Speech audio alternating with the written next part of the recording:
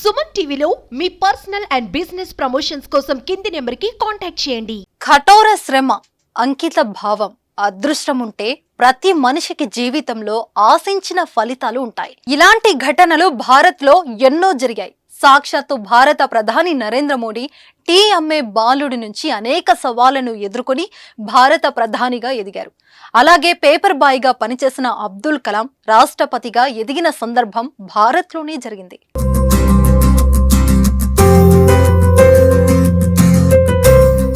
ఇలాంటి పరిణామమే మరొకటి చోటు చేసుకుంది.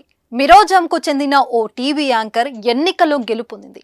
ఇప్పుడు ఏకంగా అసెంబ్లీ స్పీకర్గా ఎదిగింది.